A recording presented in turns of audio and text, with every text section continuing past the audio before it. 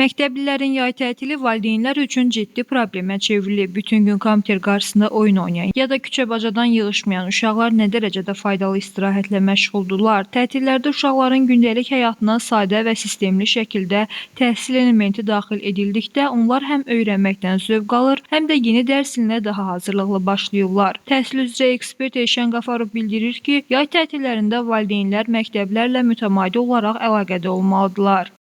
Şagirdlərin yay tətili təhsildə ən prioritet məsələlərdən biridir. Yay tətili dövründə onların tətilinin səmərəli təşkili üçün valideynlər və məktəblər sistemli olaraq əməkdaşlıq etməlidir. Birinci növbədə müəllimlər tərəfindən, sinif rəhbəri tərəfindən yay tətili dövründə onların oxuya biləcəyi ədəbiyyatların siyasi hazırlanmalıdır. Valideynlər övladının yay tətili dövründə harda və necə istirahət edəcəyini öncədən planlaşdırmalıdır. Və bu planlaşdırma elə olmalıdır ki, yəni şagirdlər imkanı çatan rayonlara, yaxın qohumlarının evlərinə və yaxud da ki, bizim dağlıq və dağətəyi rayonlarına, ümumiyyətlə rayon yerində şagirdlərin istirahəti daha uyğun görülür.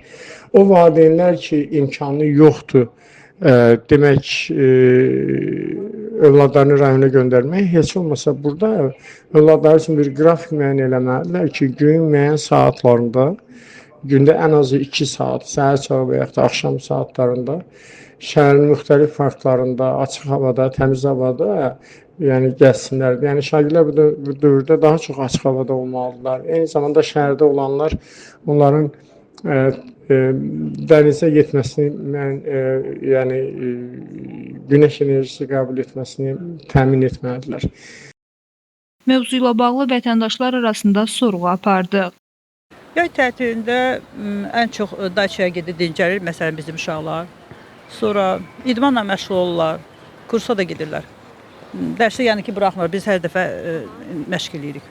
Uşaqlar yay tətilində düşünürəm ki, ən azından dərsdən biraz kənar olmalıdırlar, uzaq olmalıdırlar. Çünki tədris ili boyunca çox yorulurlar, yəni enerji sərf edirlər. Onların da zehni dincəlməyə onların ehtiyacı var. Buna görə də düşünürəm ki, həm də hansısa